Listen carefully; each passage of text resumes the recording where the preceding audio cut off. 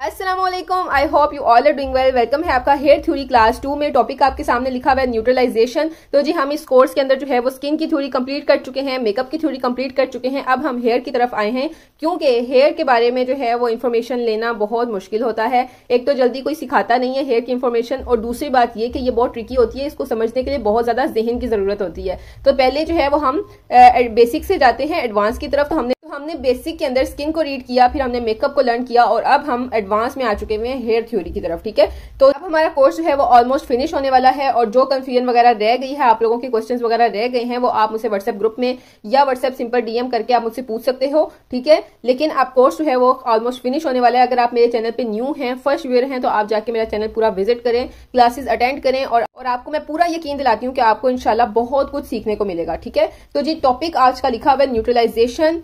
अब जी इस क्लास को आपने बहुत गौर से सुनना है, समझने वाली क्लास है। हेयर थ्योरी की जो क्लास 1 थी, उसके पार्ट 1 और पार्ट 2 वो भी बहुत ज्यादा समझने वाले थे। इसी तरह ये वाली क्लास भी बहुत ज्यादा समझने वाली है। ठीक है, तो आपने वीडियो मिस नहीं करनी, ध्यान से एक एक बात सुननी है, उसको अपने जहन में बिठाना है। नोट्स जो है वो आपको मिल जाएंगे इंशाल्लाह, व्हाट्सएप ग्रुप में आपको मिल जाएंगे, या फिर आप मुझे डायरेक्ट मैसेज कर दें। तो जी हम अपना टॉपिक स्टार्ट करते हैं। आज हमने पढ़ना है न्यूट्रलाइजेशन के बारे में, कि न्यूट्रलाइजेशन क्या चीज होती है, और हमारी हेयर थ्योरी में इस वर्ड का क्या मतलब है, और ये प्रोसेस हमारा कब काम आता है, या हम इस प्रोसेस से क्या करते हैं। ठीक है, ये किस चीज का नाम है।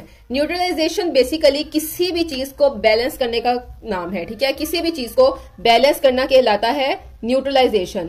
अब चूंकि आपने बेशक ये वर्ड ना सुना हो, लेकिन बड़े सैलून्स में या प्रोफेशनली तौर पे ये वर्ड बहुत ज्यादा इस्तेमाल होता है। कभी भी ऐसा नहीं होता कि वो आपके हेयर्स को न्यूट्रलाइज किए बगैर आपको आपका हेयर कलर देके आपको घर भेजने के, जी बीबी आपने जो हेयर कलर कहा था वो हो गया, अब आप जाओ। ऐसा नहीं होता। और छोटे सैलून्स में, छोटे पार्लर्स में ऐसा ही होता है। जो डब्बा लाके दिया क्लाइंट ने, वो लगाया उनके सर पे और कहा जी आपका हेयर कलर हो गया, लेकिन ऐसा नहीं होता। न्यूट्रलाइजेशन को समझना है, और न्यूट्रलाइज करके जब हम काम करते हैं, बैलेंस करके हम काम करते हैं, तभी हमारा काम परफेक्ट होता है, तभी क्लाइंट भी एग्री होता है, और हमारा काम प्रोफेशनल कहलाता है। फिर आप जब न्यूट्रलाइज करते हो, फिर आप जिस चीज का चार्ज 1000 कर रहे हो, उस चीज का चार्ज आपका इकट्ठा 4000 पे चला जाता है। क्यों? क्योंकि इसके अंदर आप प्रोफेशनल हो जाते हो, आपको उन ट्रिक्स का पता चल जाता है जो आम बॉलर्स में नहीं पता होता। ठीक है, इसीलिए जो है वो हेयर थ्योरी की एक एक बात समझ लें, सुन लें। पूरे यूट्यूब पे आप जाके सर्च कर लें, आपको ऐसा हेयर थ्योरी का कोर्स कहीं भी नहीं मिलेगा। इतने आसान अल्फाजों में समझाया हुआ कोर्स और इतना डिटेल में बताई हुई बात कहीं भी आपको नहीं मिलेगी, आपको मैं इस बात की गारंटी देती हूँ। ठीक है, तो अब आप जो है वो हम अपने टॉपिक की तरफ दोबारा से मूव करते हैं। मैंने आपको बताया कि न्यूट्रलाइजेशन कहलाता है किसी भी चीज को बैलेंस करना। अब बैलेंस करने से मुराद क्या है यहाँ पर, यानी कि जब हम अपने हेयर्स पे डी कलर करते हैं, व्हाट इज डी कलर, आपने मुझे कमेंट सेक्शन में बताना है। जो हेयर थ्योरी के अंदर हमने पार्ट 1 और पार्ट 2 लर्न किया है, उसके अंदर मैंने आपको बताया कि डी कलर क्या होता है, प्रोफेशनल लैंग्वेज में डी कलर किसको कहते हैं। नीचे कमेंट में आपने मुझे बताना है। ठीक है, जब हम डी कलर करते हैं, तो डी कलर करने के बाद जब हम हेयर्स वॉश करते हैं, तो हमारे हेयर्स के निकलते हैं पिगमेंट्स, यानी कि शेड्स निकलते हैं। ठीक है, वो पिगमेंट्स यू नो कि हम शेड्स को कहते हैं, कलर्स को कहते हैं, और ज्यादातर एक जैसे ही पिगमेंट होते हैं। ऑरेंज हो सकता है, येलो हो सकता है, रेड पिगमेंट हो सकता है, वार्म टोन के सारे पिगमेंट्स निकलते हैं। कलर थ्योरी आपने पढ़ी हुई है अच्छे से। अगर अभी तक नहीं कलर थ्योरी को आपने याद किया, तो मेरे चैनल पर जाके कलर थ्योरी को पहले याद करें, फिर यहाँ पे हेयर थ्योरी की क्लास लेने आइएगा, वरना हेयर थ्योरी की आपको समझ नहीं आने वाली। ठीक है, तो कलर व्हील बहुत इंपॉर्टेंट है। हमने कलर व्हील की ही मदद से सारी हेयर थ्योरी और मेकअप थ्योरी पढ़नी होती है। अब जी डी कलर करने के बाद हमारे हेयर्स पे नीचे निकलते हैं पिगमेंट। आपको यहाँ पे समझाने के लिए मैं एक पिक्चर यहाँ पे निकाली है, ये देखें। ये आपको उम्मीद करती हूँ कि सही से नजर आ रही होगी। ठीक है, ये हेयर्स हैं हमारे पास। अब इसका यहाँ नीचे से देखिए इसका कलर क्या है, सेंटर से देखिए इसका कलर क्या है, ऊपर से देखिए इसका कलर क्या है। ये इसने कट डाउन किया है। कट डाउन करने के बाद इसके पिगमेंट्स जाहिर हुए हैं। ठीक है, नीचे से इसके पिगमेंट्स येलो हैं, ऊपर से इसके पिगमेंट्स गोल्डन हैं, सेंटर में इसके पिगमेंट्स रेड हैं। ठीक है, ऊपर जाके इसके पिगमेंट्स ब्राउन हो गए हैं। अभी पिगमेंट्स जो हैं वो वार्म टोन में आते हैं, कूल टोन के पिगमेंट्स नहीं जाहिर होते, हमेशा वार्म टोन के पिगमेंट्स आते हैं। वार्म टोन आपको पता है कौन कौन से कलर्स हैं, जाके वार्म कलर्स याद कर लें। अब मैं आपको मजीद यहाँ पर दिखाती हूँ कि पिगमेंट्स बेसिकली क्या चीज है। ठीक है, ये देखें, अब यहाँ पे इस लड़की ने कट डाउन किया है। ठीक है, तो इसके सेंटर में पिगमेंट का कलर और है, यहाँ पे पिगमेंट का कलर और है, सबसे नीचे पिगमेंट का कलर और है। ठीक है, यहाँ पे देखें डार्क है, यहाँ पे देखें लाइट है। ठीक है, ऊपर से नीचे तक इसके हेयर्स एक जैसे टोन में तो नहीं ना आए। इसी तरह होता है जब भी आप किसी क्लाइंट का कट डाउन करते हो, डी कलर करते हो, तो उसके बाद उसके हेयर्स पे डिफरेंट कलर के शेड्स निकलते हैं, पिगमेंट्स जाहिर होते हैं। एशियन कलर्स में ज्यादातर गोल्डन पिगमेंट सामने आता है, जिसके अंदर रेड टोन शामिल होती है, ठीक है, वार्म रेड टोन शामिल होती है। जब भी आप कट डाउन करते हो, आपने मतलब प्रैक्टिकल करना है, तो आप जब हेयर्स की कटिंग करते हो ना, तो कटिंग करके उन बालों का वेस्ट ना करो, उनको अपने पास इकट्ठे करते जाओ। फिर उसके बाद आप प्रोडक्ट्स लेके आओ 20-30 वॉल्यूम 20-30-40 वॉल्यूम लेके आओ, और फिर उसके बाद प्रैक्टिकल करके वहां पर सीखो, ठीक है। तो अब जब पिगमेंट्स हमारे जाहिर होते हैं, जब आप ये पूरा बाल है आपके पास, ठीक है, इन पूरे बाल पे इस हिस्से में रंग और है, इस हिस्से में रंग और है, नीचे वाले एरिया में कलर और है। जब हम एक ही कलर बाद में ऊपर लगाएंगे तो ऊपर से नीचे तक एक कलर तो नहीं नजर आएगा, या एग्जैक्ट वही कलर तो नहीं आएगा जो हम अप्लाई कर रहे हैं। क्यों? क्योंकि यहाँ पर शेड और है, जब हम जो कलर ऊपर से लगा रहे हैं, जब वो इसके साथ मिक्स होगा तो वो एक न्यू शेड निकलेगा, ठीक है। जब नीचे आओगे, नीचे कलर और है, जब इसके साथ वो मिक्स होगा तो एक और कलर आएगा। जब सबसे नीचे होगा, नीचे एक और कलर आया हुआ है, तो उसके साथ जब मिक्स होगा तो वो एक न्यू कलर बनेगा। ऊपर से नीचे तक कलर एक टोन में नहीं होगा, वो 3 डिफरेंट टोन्स में होगा। तो प्रोफेशनल सैलून्स में क्या किया जाता है, जब वो कट डाउन करते हैं, कट डाउन करने के बाद देखते हैं कि इसका किस कलर का पिगमेंट जाहिर हुआ है, ऑरेंज हुआ है, रेड पिगमेंट आया है, गोल्डन पिगमेंट आया है, येलो पिगमेंट आया है। तो उसके बाद वो पिगमेंट को कट करते हैं, दोबारा से पिगमेंट को कट करते हैं, पिगमेंट को न्यूट्रलाइज करते हैं, पिगमेंट को बैलेंस करते हैं ऊपर से नीचे तक, ताकि बालों का रंग बिल्कुल एक जैसा हो जाए। जब एक जैसा रंग आ जाता है, कट डाउन करने के बाद बैलेंस करते हैं, कट डाउन करने के बाद न्यूट्रलाइज करते हैं हेयर्स को, फिर उसके बाद आप वो कलर लगाते हैं जो कलर क्लाइंट ने डिमांड की होती है, जो कलर क्लाइंट ने हमें बताया होता है कि हमने ये कलर करवाना है। सबसे पहले वो डी कलर करते हैं, डी कलर करने के बाद न्यूट्रलाइज करते हैं, न्यूट्रलाइज करने के बाद वो डिमांड वाला कलर लगाते हैं, चाहे वो स्ट्रीकिंग है, चाहे वो सिंगल डाई है, चाहे कुछ भी है, ठीक है। लेकिन वो डी कलर के बाद हम आम छोटे सैलून्स में क्या करते हैं, डी कलर के फौरन बाद कलर लगा लेते हैं। जबकि ऐसा नहीं होता, डी कलर करने के बाद, डी कलर मींस आपने कमेंट सेक्शन में बताना है, डी कलर करने के बाद बालों को पहले न्यूट्रलाइज करना होता है, बैलेंस करना होता है, उनके पिगमेंट्स जो आए होते हैं उनको कट करना होता है, बैलेंस करके उसके बाद हमने एक कलर लगाना होता है जो हमसे क्लाइंट ने डिमांड की होती है। अब आपको अच्छे से समझ आ गई होगी कि बेसिकली न्यूट्रलाइजेशन हम किसे कहते हैं। न्यूट्रलाइजेशन बैलेंस करने को कहते हैं। वो प्रोसेस न्यूट्रलाइजेशन कहलाता है जब हमने कट डाउन किया, कट डाउन करने के बाद हमारे डिफरेंट पिगमेंट्स जाहिर हुए, और हर बालों पे होते हैं। ऐसा नहीं है कि जो वर्जन हेयर्स है उन पे कोई पिगमेंट नहीं आएगा, आएगा पिगमेंट, हर सूरत कोई ना कोई पिगमेंट निकलना ही निकलना होता है, ठीक है। आपको देखने में उस टाइम बेशक लग रहा हो कि कट डाउन करके जब आपने अपने जो है वो हेयर्स को वॉश किया है तो आपने देखा कि नहीं ये ऊपर से नीचे तक एक ही शेड में है, लेकिन जब वो बाल खुश्क होंगे ना, ड्राई होंगे, तो फिर देखना कि ऊपर से उनका शेड और होगा, नीचे से उनका शेड और होगा, ठीक है। तो कट डाउन करने के बाद आपने एक अलहदा से एक कलर लगाना है उन बालों पे 20 मिनट्स के लिए, 15 मिनट्स के लिए। वो प्रोसेस हमारा कहलाएगा न्यूट्रलाइजेशन, ठीक है। जो क्लाइंट का डिमांड किया हुआ कलर है, डिमांड कलर है, और ये है कट डाउन, ठीक है। ये कट डाउन है और ये हमारा डिमांड कलर है, डिमांड कलर जो हमसे क्लाइंट ने मांगा हुआ है।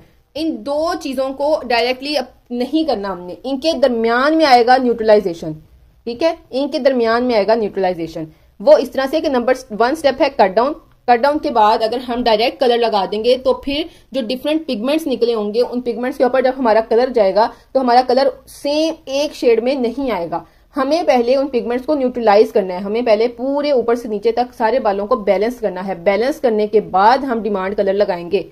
ये जो सेंटर में आ रहा है ना बैलेंस करने वाला प्रोसेस, ये कहलाता है न्यूट्रलाइजेशन। अब मैंने बहुत आसान अल्फाजों में समझा दिया, अब आपको पता चल गया होगा। अब ये चीज नहीं है कि न्यूट्रलाइजेशन हमने किसी कैंची से करनी है या किसी भी चीज से करनी है, हमने न्यूट्रलाइजेशन एक कलर से करनी है। ये बेसिकली कलर्स हैं, ठीक है। न्यूट्रलाइजेशन किया जाता है कलर से। अब ये कलर्स कौन से होंगे ये बात आपने समझनी है इसके बाद, ठीक है। न्यूट्रलाइजेशन किया जाता है कॉम्प्लीमेंट्री कलर से। अब जी आपको कॉम्प्लीमेंट्री कलर्स कौन से होते हैं ये आपको मैंने कलर व्हील में अच्छे से समझाया हुआ है, ठीक है ना। देखिए अब कलर व्हील का यहाँ पे कितना काम आ गया। कलर व्हील के बगैर आप हेयर थ्योरी को लर्न नहीं कर सकते। मेकअप में आप धक्केजोरी जो है वो गुजारा चला सकते हैं कलर व्हील को पढ़े बगैर, लेकिन हेयर थ्योरी में आप कलर व्हील को पढ़े बगैर गुजारा भी नहीं चला सकते। तो इसीलिए कलर व्हील को याद करना है। अभी मैं आपको समझाई थी कि यहाँ पे डिमांड कलर हमारा है और यहाँ पे हमारा है कट डाउन। इन दोनों के दरमियान में आता है हमारा न्यूट्रलाइजेशन, ठीक है। न्यूट्रलाइजेशन हम करते हैं कलर्स से, और उसके लिए हम कलर्स इस्तेमाल करते हैं कॉम्प्लीमेंट्री कलर्स। कौन से इस्तेमाल करते हैं? Complementary colours. अब कॉम्प्लीमेंट्री कलर्स कौन से होते हैं? कॉम्प्लीमेंट्री कलर्स हमने देखने हैं कलर व्हील में। ये आपके सामने कलर व्हील है, ठीक है। ये देखें यहाँ पे मैं आपको समझा रही हूँ, ये आपके सामने है कलर व्हील। जो कलर्स एक दूसरे के ऑपोजिट होते हैं एक दूसरे के आमने सामने आते हैं कलर व्हील में, वो कहलाते हैं हमारे कॉम्प्लीमेंट्री कलर्स। यानी कि वो उन कलर्स को एक दूसरे को काटने के लिए इस्तेमाल किया जाता है वो कलर्स, ठीक है। जो कलर्स एक दूसरे के ऑपोजिट आते हैं, एक दूसरे के बिल्कुल आमने सामने आते हैं, वो कहलाते हैं हमारे कॉम्प्लीमेंट्री कलर। जैसे येलो का कॉम्प्लीमेंट्री कलर है पर्पल। अगर हमारे पास येलो कलर आता है तो हम पर्पल कलर यूज करेंगे इस कलर को काटने के लिए, इस कलर को बैलेंस करने के लिए, इस कलर को न्यूट्रलाइज करने के लिए। हमारे पास येलो कलर आता है, येलो पिगमेंट हमारे हेयर्स पे आता है, तो हम पर्पल कलर यूज करेंगे, ठीक है। पर्पल कलर का यूज करके हम येलो कलर को न्यूट्रलाइज करेंगे, यानी कि ये बैलेंस करेंगे। जो कहीं से एक्स्ट्रा येलो है, कहीं से लाइट येलो है, कहीं से बहुत लाइट येलो है, तो हम पूरे एक जैसे येलो कलर में लाने के लिए, एक जैसे मतलब न्यूट्रलाइज करने के लिए कलर को हम यूज करेंगे पर्पल कलर। और पर्पल कलर यूज करके जो एक न्यू कलर आएगा वो होगा हमारा ब्राउन फैमिली में से कलर। यानी कि जो ब्राउन से मिलता जुलता शेड होता है ना, चाहे वो वेरी लाइट ब्राउन हो, चाहे वो गोल्डन हो, कुछ भी हो, वो हमारा कहलाता है ब्राउन फैमिली का कलर, ठीक है। तो हमने यहाँ पर समझा सीखा कि येलो पिगमेंट हमारे पास आया है तो हम पर्पल कलर का यूज करके येलो कलर को न्यूट्रलाइज करेंगे। अगर हमारे पास रेड कलर का पिगमेंट आता है, हम हेयर्स को कट डाउन करते हैं और हमें नजर आता है कि हमारे हेयर्स पे रेड कलर का कट डाउन है, क्योंकि बहुत सी क्लाइंट ऐसी होती हैं जो मेहंदी लगा लगा कर अपने बालों का बेड़ागर किया होता है। बहुत सी क्लाइंट ऐसी होती हैं जो मेटेलिक कलर लगाती हैं, जो सिंथेटिक कलर लगाती हैं। अब ये मेटेलिक कलर क्या है, सिंथेटिक कलर क्या है, ये इंशाल्लाह कल की क्लास में मैं आपको बताऊंगी। आज हम इस न्यूट्रलाइजेशन पे फोकस कर रहे हैं, ठीक है। तो क्लाइंट्स जब डिफरेंट अपने हेयर्स पे तजर्बे करके हमारे पास आते हैं ना, तो हमने उनको परफेक्ट रिजल्ट देना होता है। हमने अब हिना जिन्होंने लगाई होती है उनके हेयर्स पे रेड पिगमेंट आता है। अब हमने रेड पिगमेंट को कैसे न्यूट्रलाइज करना है, कैसे इक्वल करना है, कैसे बैलेंस करना है। हमने रेड कलर को न्यूट्रलाइज करने के लिए इसका कॉम्प्लीमेंट्री कलर जो इसके ऑपोजिट आता है, हम ग्रीन कलर का यूज करेंगे। हम ग्रीन कलर जो है वो क्लाइंट के हेयर्स पे लगाएंगे 15 से 20 मिनट के लिए, तो उसका रेड कलर हो जाएगा न्यूट्रलाइज। और ये प्रोसेस कहलाएगा हमारा न्यूट्रलाइजेशन। यानी कि हमने कट डाउन के बाद अपने क्लाइंट के हेयर्स पे ग्रीन कलर लगाया, 15-20 मिनट के लिए छोड़ा, उसके बाद उसको वॉश किया, तो उसका जो रेड कलर का पिगमेंट आया होगा वो हो जाएगा न्यूट्रलाइज, और हमारा वो प्रोसेस कहलाएगा न्यूट्रलाइजेशन। फिर उसके बाद हमने क्या करना है, हमने डायरेक्ट जो डिमांड कलर है वो अप्लाई कर देना है। बहुत अच्छे से समझ आ गई। अब हमारे पास ऑरेंज कलर का पिगमेंट बहुत ज्यादा जो है वो वाजिया होता है। ऑरेंज, रेड, गोल्डन, ये 3 पिगमेंट्स हमारे पास बहुत ज्यादा आते हैं। ऑलमोस्ट हर क्लाइंट का हेयर्स के जो पिगमेंट है ना, इन 3 शेड्स में से जाहिर होते हैं, ऑरेंज, गोल्डन, रेड, ठीक है। येलो भी बहुत कम होता है, लेकिन ये 3 बहुत ज्यादा होते हैं, ठीक है। तो अब हमने ऑरेंज कलर का अगर हमारे पास पिगमेंट नजर आ गया, हमारे हेयर्स में ऑरेंज शेड आ गया, कहीं पे येलो है, कहीं पे हमारे हेयर्स ऑरेंज लग रहे हैं, ठीक है ना, तो हमने ऑरेंज का कॉम्प्लीमेंट्री कलर यूज करना है ब्लू, ठीक है। ब्लू ऑरेंज का कॉम्प्लीमेंट्री कलर है, हम ब्लू कलर लगाएंगे उसके हेयर्स पे, और फिर हम उसको 15 से 20 मिनट के लिए छोड़ेंगे, तो उसका जो ऑरेंज कलर होगा वो न्यूट्रलाइज हो जाएगा। और फिर उसके बाद हम वॉश करेंगे। फिर जो डिमांड कलर है, चाहे वो ऐश है, चाहे वो ब्लॉन्ड है, चाहे वो कॉफी है, चाहे वो चॉकलेट है, कोई भी कलर है वो हम अप्लाई कर देंगे, ठीक है। इसी तरह सेम गोल्डन वगैरह वगैरह वगैरह सभी आ जाते हैं, जो सा पिगमेंट जाहिर होगा, ठीक है। और पिगमेंट सारे आपके पास जाहिर होते हैं वार्म टोन के, कभी भी कूल टोन का पिगमेंट आपको नहीं जाहिर होगा। वार्म टोन के पिगमेंट्स आएंगे आपके हेयर पे, ठीक है, स्पेशली एशियन हेयर्स पे। अब आपने इसको जुबानी अपने जहन में याद रखने के लिए कि आप क्लाइंट पे काम कर रहे हो, उसके बाद पहले सबसे पहले कट डाउन तो आपको करना आ गया हेयर्स का, ठीक है। 1/1 रेशो के साथ आपने उसके हेयर्स का कलर कट डाउन कर दिया। कट डाउन करने के बाद अब आपके सामने पिगमेंट आ गया। अब आप फटाफट मोबाइल खोलोगे, अपने नोट्स खोलोगे, देखोगे कलर व्हील के अंदर जो पिगमेंट आया हुआ है उसका ऑपोजिट कलर कौन सा है, वो कलर लगाएंगे। ऐसा नहीं होता। आप प्रोफेशनल होने का जो है सबूत अदा करें कि आप जब कट डाउन के बाद उसके हेयर्स वॉश करें, आपके सामने आएगा या ये रेड कलर का पिगमेंट मुझे शो हो रहा है, यानी कि रेड कलर का शेड आ रहा है इसके हेयर्स में, येलो कलर का पिगमेंट शो हो रहा है, ऑरेंज कलर का पिगमेंट शो हो रहा है, तो मैंने ऑरेंज अगर शो हो रहा है तो ऑरेंज का कॉम्प्लीमेंट्री कलर लगा के उसके हेयर्स को न्यूट्रलाइज करना है। इस तरह से आपने बस याद करना है कि ऑरेंज का कॉम्प्लीमेंट्री कलर कौन सा है, वो आप कलर भी से याद कर दो। ऑरेंज का ब्लू है, रेड का ग्रीन है, येलो का पर्पल है, इस तरह करके, ठीक है।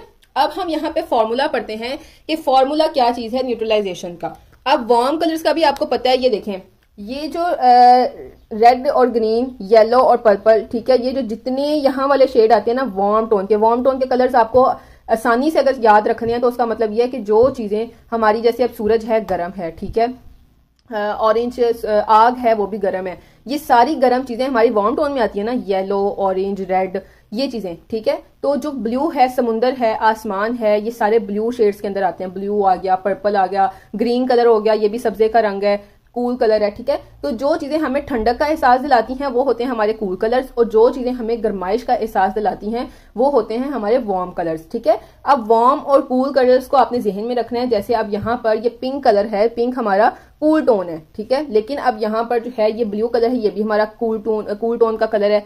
इस तरह से चीजें आपके सामने होंगी और आपको पता होगा कि ये कूल टोन का कलर है या वार्म टोन का कलर है। अब इसी तरह सेम जब आप कलर्स का इस्तेमाल कर रहे होते हो अपने हेयर्स पे, हेयर्स तो कलर का काम ही है ना, ठीक है। तो हमारे पास आते हैं वार्म कलर्स और कूल कलर्स। अगर कोई क्लाइंट हमसे रेड कलर करवा रही है तो इट मीन्स कि वो वार्म टोन का कलर करवा रही है। अगर कोई हमारे क्लाइंट हमसे ब्लू ओम्ब्रे करवा रहा है तो इट मीन्स कि वो कूल टोन का ओम्ब्रे करवा रहा है। अब फॉर्मूले की बात यहाँ पर ये है कि जब हम न्यूट्रलाइज कट डाउन करते हैं हमारे हेयर्स को तो हमारे पास वार्म टोन का जो है वो पिगमेंट आता है। पिगमेंट मैंने आपको बताया ना कि वार्म ही आना होता है, पिगमेंट हमारे पास आ गया वार्म टोन का। अब उसको न्यूट्रलाइज करने के लिए जब हम वार्म टोन ही लगाएंगे, ठीक है। अब जैसे येलो पिगमेंट आया है और आप इसको न्यूट्रलाइज करने के लिए ऑरेंज कलर लगा रहे हो, जबकि येलो का कॉम्प्लीमेंट्री कलर क्या है, पर्पल है। लेकिन आप येलो पिगमेंट को न्यूट्रलाइज करने के लिए ऑरेंज कलर लगा रहे हो, तो येलो भी वार्म कलर है, ऑरेंज भी वार्म कलर है। जब ये दो वार्म कलर आपस में मिलेंगे तो कलर हमारा न्यूट्रलाइज नहीं होगा, बैलेंस नहीं होगा, वो मजीद डबल वार्म हो जाएगा। क्या हो जाएगा, डबल वार्म हो जाएगा। यानी कि जो पिगमेंट आया वो भी वार्म था, उसको न्यूट्रलाइज करने के लिए जो हमने कलर लगाया वो भी वार्म लगा दिया, तो हमारा कलर न्यूट्रलाइज तो ना हुआ, हमारा कलर तो मजीद वार्म हो गया। इस तरह से ये नंबर 1 फॉर्मूला है, ये आपका काम का नहीं है, ठीक है। लेकिन आपने जहन में रखना है, इस फॉर्मूले को आपने यूज नहीं करना। उसके बाद अब हमारे पास एक वार्म टोन का पिगमेंट आया, लेकिन हमने न्यूट्रल कलर लगाया। अब ना तो वार्म टोन के ना कूल टोन से मुराद न्यूट्रल कलर वो है जो कि वार्म का कॉम्प्लीमेंट्री है ही नहीं। हमने तो कॉम्प्लीमेंट्री कलर ही सिर्फ लगाना है न्यूट्रलाइज करने के लिए, हमने कोई कलर और नहीं लगाना, हमने सिर्फ और सिर्फ कॉम्प्लीमेंट्री कलर ही लगाना है न्यूट्रलाइज करने के लिए। वो आप कलर व्हील से याद कर लें। लेकिन अगर हम कॉम्प्लीमेंट्री कलर का यूज नहीं कर रहे, हम न्यूट्रल कलर का यूज कर रहे हैं जो ना वार्म है ना कूल है, यानी कि नहीं पता हमें कि वो वार्म है या कूल है, बस हम कलर लगा रहे हैं, तो हमारा जो रिजल्ट आएगा वो वार्म आएगा, हमारा रिजल्ट हमारे पास वार्म आएगा। उसके बाद जब हमारे पास वार्म पिगमेंट शो हुआ है, वार्म पिगमेंट शो हुआ आपके पास, लेकिन आपने उसको न्यूट्रल करने के लिए आपने कूल टोन का कलर लगाया, यानी कि ऑरेंज का कलर कॉम्प्लीमेंट्री ब्लू है, ऑरेंज वार्म कलर है, ब्लू कूल कलर है, ये कॉम्प्लीमेंट्री है। जब हम वार्म कलर को न्यूट्रलाइज करने के लिए कूल कलर लगाएंगे, यानी हमारे पास रेड पिगमेंट आया है तो हमने उसको जो है वो न्यूट्रलाइज करने के लिए ग्रीन उसका कॉम्प्लीमेंट्री कलर लगाया है। ग्रीन कूल है, वार्म ये रेड जो है वो हमारा वार्म कलर है, ग्रीन जो है वो हमारा कूल कलर है, ठीक है। ये दोनों कौन से कलर्स हैं, कॉम्प्लीमेंट्री हैं, एक दूसरे के ऑपोजिट आते हैं। जब एक वार्म कलर का पिगमेंट आया उसके ऊपर हमने कूल कलर लगाया उसको न्यूट्रलाइज करने के लिए, तब हमारा जो रिजल्ट होगा वो न्यूट्रल होगा, तभी हमारा जो हेयर है वो न्यूट्रल होगा, ठीक है। आई होप कि आपको बहुत अच्छे से समझ आ रही होगी, बहुत अच्छी क्लियरली आपको अच्छे से पता चल रहा होगा। ये था इसका फॉर्मूला। पहला फॉर्मूला हमारा वो भी रॉन्ग गया, ठीक है। न्यूट्रल करने के लिए ये वाला फॉर्मूला यूज नहीं होगा, लेकिन अगर आप कोई फंकी कलर्स करना चाह रहे हो या आप कोई अपना कोई टेस्ट करना चाह रहे हो तो आप बेशक ये फॉर्मूला यूज कर लो, लेकिन न्यूट्रलाइजेशन के लिए ये फॉर्मूला जो है वो पायदार नहीं है, यूज नहीं होता। जो दूसरा फॉर्मूला है वो भी यूज नहीं होता, ये वाला फॉर्मूला हमारा हमेशा यूज होता है कलर को न्यूट्रलाइज करने के लिए। हमारे पास वार्म टोन में सारे पिगमेंट्स शो होते हैं, अगर हम वार्म टोन पे वार्म ही कलर लगा देंगे न्यूट्रलाइज करने के लिए तो हमारा कलर डबल वार्म में चला जाएगा। अगर हम न्यूट्रल कलर लगा देंगे यानी ना वो उसका कॉम्प्लीमेंट्री कलर नहीं होगा, ठीक है, वो हमारा फिर रिजल्ट वार्म के अंदर चला जाएगा। लेकिन अगर हम वार्म पिगमेंट के ऊपर कूल कलर लगाते हैं तो हमारा रिजल्ट न्यूट्रल होगा। अब आपको समझ आ गई अच्छे से तो है। मैंने वैसे तो कलर व्हील बिल्कुल आपके सामने वाजिया करके रखा हुआ है, ठीक है। आप आराम से अपने मोबाइल पे भी निकालेंगे ना कलर व्हील, तो एक ही कलर व्हील हर किसी को नजर आना, ये नहीं कि किसी और के मोबाइल में कलर व्हील और है, किसी और के मोबाइल में कलर व्हील और है, ऐसा कुछ नहीं है, ठीक है। ये आप मोबाइल से भी याद कर सकते हो। नोट्स मैंने लिख के रखे हैं, नोट्स बनाए हैं, अगर किसी को नोट्स चाहिए तो मुझसे व्हाट्सएप पे राब्ता करें, ठीक है। चैनल को सब्सक्राइब कर लें, इतनी मेहनत देख के आपका सिर्फ एक सब्सक्राइब का बटन मेरे लिए बहुत ज्यादा हेल्पफुल रहता है। वीडियो को लाइक किया करें और एक बंदे को शेयर कर दिया करें, ठीक है, और नीचे कमेंट किया करें अच्छे अब जी मैं आपको यहाँ पे बता देती हूँ, समझा देती हूँ, ठीक है। वैसे वीडियो बहुत लंबी हो गई है, लेकिन फिर भी अगर किसी को कलर व्हील समझना मुश्किल है तो मैं उसको आसान अल्फाजों में समझा देती हूँ। अगर रेड कलर हमारे पास रेड पिगमेंट शो होगा तो हम यूज करेंगे ग्रीन कलर न्यूट्रलाइज करने के लिए। ग्रीन कलर अपने पास, ये जो न्यूट्रलाइजेशन के लिए कलर्स होते हैं ना, ये आपका काम है रखना। और अगर आप अपने क्लाइंट में कलर्स नहीं रखते हो लेकिन डिमांड है कलर की कि हमने ये करवाना है, तो उसको क्लाइंट को कह दो भाई अपनी पसंद का कलर ले आओ, लेकिन जो कॉम्प्लीमेंट्री कलर्स हैं वो आपने अपने पास रखने हैं ताकि आप अपना काम अच्छे से कर सकें। ऑरेंज कलर का अगर आपको पिगमेंट शो हो रहा है तो आप यूज करोगे ब्लू कलर, ठीक है। रेड कलर का पिगमेंट आपको, वो तो रेड का तो सॉरी मैंने आपको बता दिया है। गोल्डन कलर अगर आपको शो हो रहा है, गोल्डन कलर का पिगमेंट आया है, तो आप यूज करोगे पर्पल। क्योंकि ये देखो मैं आपको बताती हूँ, यहाँ पर ये देखो, ये हमारा चला जाता है ना गोल्डन कलर में, ठीक है, येलो और गोल्डन साथ है, तो हमारे पास एक लाइट पर्पल है, एक डार्क पर्पल है। अगर लाइट येलो कलर आएगा तो हम जो है वो डार्क पर्पल कलर यूज करेंगे। अगर हमारे पास गोल्डन आ रहा है तो भी हमने पर्पल शेड ही यूज करना है, लेकिन वो 19-20 का फर्क हो सकता है, लाइट पर्पल डार्क पर्पल। इसी तरह ऑरेंज का ये ब्लू, ये जो 3 चीजें हैं ना, ये ज्यादा इंपॉर्टेंट है। हमारे पास ये पिगमेंट शो होते हैं, रेड, ऑरेंज और गोल्डन पिगमेंट शो होता है, और हमने ये 3 कलर अपने पास रखने हैं, ग्रीन, ब्लू और पर्पल। तो अगली बात मैंने आपको समझानी है वॉल्यूम के हवाले से। वॉल्यूम के अंदर कल कुछ लड़कियों को ये कंफ्यूजन थी कि मैम बाज औकात बोटल्स पे वॉल्यूम मेंशन नहीं होता, या दुकानदार को खुद भी नहीं पता होता कि हमने कौन से वॉल्यूम रखे हुए हैं। मतलब वो सिर्फ एक उसका कॉस्मेटिक का काम है, लेकिन वो पढ़ा लिखा नहीं है, या वो कॉस्मेटिक को जानता नहीं है, तो उसने शॉप ओपन की हुई है, उसको नहीं पता कि मेरे पास ये 20 वॉल्यूम है, 30 या 40 है या 10 है, और बोतल पे भी नहीं लिखा हुआ। तो हमें किस तरह पता चलेगा कि हम कौन सा वॉल्यूम खरीद रहे हैं, या दुकानदार को किस तरह पता चलेगा कि वो कौन सा वॉल्यूम दे रहा है। तो जी अगर आपको वॉल्यूम मेंशन नहीं होता बॉटल्स पे, तो आपको एक चीज दोनों में से जरूर मेंशन होती है, वो मैं आपको बताती हूँ। जो 10 वॉल्यूम है, जो 20 वॉल्यूम है, और जो 30 और जो 40 वॉल्यूम है, यहाँ पे आपको नजर आ रहा है, ठीक है, ये देखें। इनका अगर या तो ये चीज मेंशन होती है बोटल्स पे, अगर ये भी मेंशन नहीं है तो फिर ये चीज जरूर मेंशन होती है। 3%, 6%, 9% और 12%। अब जिस बोतल पे 3% लिखा हुआ है, जिस बोतल ब्लॉन्डर की बोतल पे सॉरी ये देखो ये डेवलपर है ना, जिस डेवलपर की अब यहाँ पे तो लिखा हुआ है 20 वॉल्यूम, यहाँ पे परसेंटेज नहीं लिखी हुई, लेकिन अगर परसेंटेज नहीं लिखी तो वॉल्यूम तो लिखा हुआ है ना। और अगर तो वॉल्यूम मेंशन होता है या फिर ये परसेंट मेंशन होती है, ऐसा नहीं होता कि ये दोनों चीजें ना लिखी हों, ठीक है। अगर 10 वॉल्यूम लिखा है, 10 वॉल्यूम के अंदर 3% हाइड्रोजन यूज होती है। ये जो परसेंट शो कर रहा है ना, ये फॉर्मूला है हाइड्रोजन, ये हाइड्रोजन को शो कर रहा है, ठीक है। ये एक जो है ना केमिकल, सॉरी फॉर्मूला नहीं, ये केमिकल है हाइड्रोजन। 10 वॉल्यूम के अंदर 3% हाइड्रोजन यूज हुई होती है, 20 वॉल्यूम के अंदर 6% हाइड्रोजन यूज हुई हुई है, 30 वॉल्यूम के अंदर 9% हाइड्रोजन यूज हुई हुई है, 40 वॉल्यूम के अंदर 12% यूज हुई हुई है। अगर आपके पास वॉल्यूम नहीं लिखे हुए बोटल्स पे, तो आपको ये लिखा हुआ जरूर नजर आएगा। और जिस बोतल पे लिखा हुआ 3%, तो इट मीन्स के वो 10 वॉल्यूम है।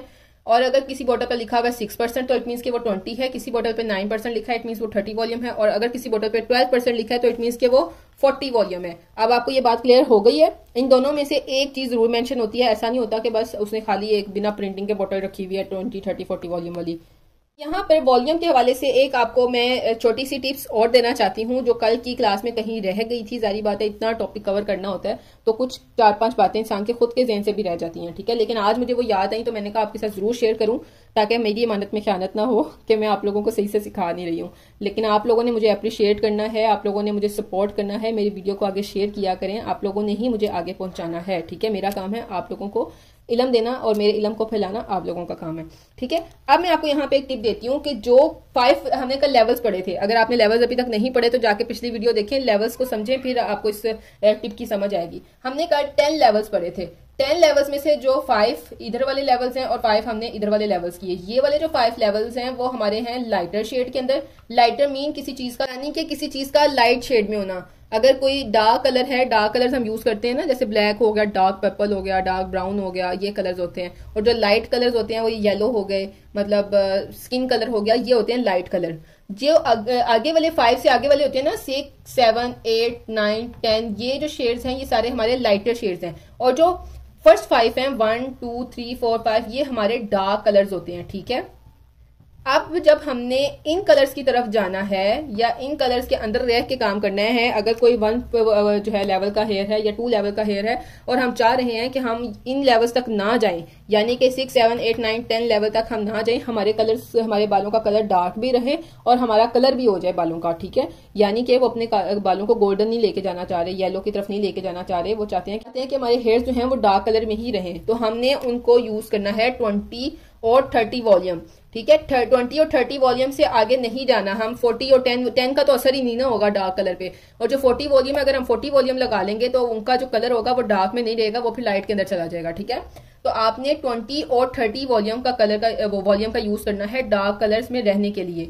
अगर कोई क्लाइंट हमसे ये डिमांड कर रही है कि बहन हमारे बाल जो हैं वो गोल्डन नहीं करने, हमारे बाल ब्राउन ही रहें, डार्क ब्राउन रहें, जो 5 लेवल तक जो बालों का कलर है उसके अंदर ही वो डिमांड कर रही है, तो आपने 20 और 30 वॉल्यूम का यूज करना है। लेकिन अगर कोई क्लाइंट आई है वो आपको कह रही है कि मैंने जो है वो लाइट शेड के अंदर जाना है, कि मैंने मतलब गोल्डन करने अपने बाल, येलो करने हैं, या मतलब इस तरह का स्किन कलर के अपने बाल करने हैं, तो आपने उन पे यूज करना है 30 और 40 वॉल्यूम। 40 वॉल्यूम से उनका पहले हम कट डाउन करेंगे, फिर उसके बाद हम या 30 वॉल्यूम यूज करेंगे अगर ऑलरेडी उसके बाल कट डाउन हुए हुए हैं, तो हम 30 वॉल्यूम से डायरेक्ट उसके हेयर्स पे जो है वो अप्लाई कर देंगे कलर। लेकिन अगर हमने कलर करना है शुरू से तो हम सबसे पहले 40 वॉल्यूम यूज करेंगे, उसका फुल लाइट शेड लेके जाएंगे, 8, 9, 10 लेवल तक हम उसका कट डाउन करेंगे, उसके बाद हम 20 वॉल्यूम से जो है वो कलर लगाते हैं। लेकिन हम यूज करते हैं लाइटर शेड में जाने के लिए 30 और 40 वॉल्यूम का यूज, क्योंकि इसके अंदर जो है हाइड्रोजन ज्यादा यूज हुई होती है, 6% और 9% और 12% यूज हुई होती है, इसके अंदर केमिकल ज्यादा होता है। ये हमारे बालों का जो अपना ओरिजिनल कलर है उसको काट देता है और लाइट कलर के अंदर ले जाता है। अब आ गई आपको बात समझ। और जी अब ग्रे हेयर्स कवरेज के लिए बहुत इंपॉर्टेंट बात है कि ग्रे हेयर्स की कवरेज हमारी अम्मियां करती हैं, जो कहती हैं कि हमारे आगे से पीछे तक एक ही शेड आना चाहिए, ठीक है ना। लेकिन जब हम उनके हेयर्स पे लगाते हैं तो आगे से कलर बहुत ज्यादा नजर आ रहा होता है और पीछे लेंथ पे उनका कलर नजर ही नहीं आ रहा होता। यही मसला होता है, ठीक है। क्यों? उसकी वजह यह है कि आगे जो जहां पे हम कलर लगाते हैं वो कलर इनका बालों का क्या होता है, ग्रे होता है। जब ग्रे कलर जो है वो ग्रे कलर पे हम डिमांड वाला कलर लगाते हैं, यानी कि जो हम लगाना चाह रहे हैं वो कलर लगाते हैं, वो हमारा ज्यादा वाजिया होता है, क्योंकि वो जेट ब्लैक बाल नहीं होते, वो ग्रे कलर के बाल होते हैं जिनपे कलर ज्यादा वाजिया हो रहा होता है। लेकिन जो पीछे लेंथ पे बाल होते हैं, ठीक है, वो सारे ब्लैक होते हैं। जब हम उनपे कलर लगाते हैं तो कलर जो है वो हमारा नजर ही नहीं आता। अब हमने क्या करना है, जो हमने उनके रूट्स में जो हमने यानी कि जो ग्रे बाल हैं उनपे जो हमने कलर लगाना है वो हमने 20 वॉल्यूम से लगाना है, ठीक है, क्योंकि 30 वॉल्यूम के अंदर भी हाइड्रोजन ज्यादा यूज हुआ होता है। 30 वॉल्यूम से हेयर फॉलिकल का कलर उड़ जाता है, ठीक है ना। आपको बताया था ना कल मैंने, 40 वॉल्यूम से तो अंदर तक उड़ जाता ना, लेकिन 30 वॉल्यूम बाहर तक रहता है हमारा। तो 20 वॉल्यूम हम लगाएंगे ग्रे हेयर्स पे, 20 वॉल्यूम के साथ हम कलर लगाएंगे ग्रे हेयर्स पे। लेकिन जो हमने लेंथ पे कलर लगाना है वो हम 30 वॉल्यूम से लगाएंगे, ताकि उनको उनका कलर वाजिया नजर आए। यानी कि हमने यहाँ पर 6% वाला जो है वो डेवलपर यूज करना है, और यहाँ पर हमने लेंथ पे हमने 9% वाला डेवलपर यूज करना है। जो बालों की जड़ें हैं वहां पर हमने 20 वॉल्यूम से हेयर कलर लगाना है, जो बालों की लेंथ है वहां पर हमने 30 वॉल्यूम से हेयर कलर लगाना है, तब वो हमारी अम्मियां खुश होंगी, ठीक है जी। आज की क्लास की सबसे लास्ट बात ये है, वो एक टिप है, प्रोफेशनल टिप है, वो ये कि आपने 40 वॉल्यूम कभी भी अपने हेयर्स पे, सॉरी क्लाइंट के हेयर्स पे उसकी सर की जिल्द के साथ नहीं लगाना, क्योंकि ये आपकी स्किन को बर्न कर देता है। आपके हैंड्स पे भी कहीं 40 वॉल्यूम लग जाता है ना, तो आपको तकरीबन 2 घंटे जलन होती रहती है, ठीक है। और हालांकि हैंड्स की स्किन थोड़ी हार्ड होती है, तो आपने क्लाइंट की बिल्कुल जड़ के साथ जो है, उसके सर की सतह के साथ, उसकी एपिडर्मिस पे जो है वो आपने नहीं लगाना 40 वॉल्यूम। आपने 1 सेंटीमीटर या ½ सेंटीमीटर थोड़ा सा फासला छोड़ के जो है वो आपने काम करना है, ताकि उसके एलर्जी ना हो, ताकि उसके हेयर्स की जो जड़ें हैं वो बिल्कुल डेड ना हो जाएं, वो वहां से थोड़ी मजबूत रहे। क्योंकि 40 वॉल्यूम तो आपके बालों को उड़ा देता है, ऐसे ही है। तो जब हम उसकी अंदर रूट्स तक एपिडर्मिस पे भी लगा देंगे 40 वॉल्यूम, पहली बात तो उसकी स्किन जो ऊपर की होगी वो सारी बर्न होगी, और दूसरी बात ये कि हमारी रूट्स इतनी कमजोर हो जाएंगी कि हमारे बाल टूट जाएंगे, हमारे बाल टूट, बहुत ज्यादा हेयर फॉल होगा। तो इसीलिए आपने कभी भी 40 वॉल्यूम रूट्स के अंदर या एपिडर्मिस पे नहीं लगाना, आपने जो है वो ½ सेंटीमीटर छोड़ के लगाना है, और आपने ग्लव्स का यूज जरूर करना है। तो ये थी मेरी आज की क्लास, उम्मीद करती हूँ कि आपको बहुत अच्छी लगी होगी। अब आपने नीचे बहुत अच्छे अच्छे कमेंट्स करके, वीडियो को लाइक करके, वीडियो को शेयर करके, चैनल को सब्सक्राइब करके मुझे भी खुश कर देना, जिस तरह से आप लोग ये क्लास लेके खुश हुए होंगे कि हमें बहुत कुछ सीखने को मिला है, ठीक है। इंशाल्लाह आगे भी इसी तरह आपको बहुत कुछ सीखने को मिलेगा, टाइम वेस्ट आपका बिल्कुल नहीं होगा, पैकेज के पैसे ज़ाया बिल्कुल नहीं होंगे। तो उम्मीद करती हूँ कि आपको पसंद आई होगी वीडियो। इंशाल्लाह मुलाकात होगी अपनी कल की वीडियो में, तब तक के लिए अल्लाह हाफिज़, अपना ख्याल रखिएगा।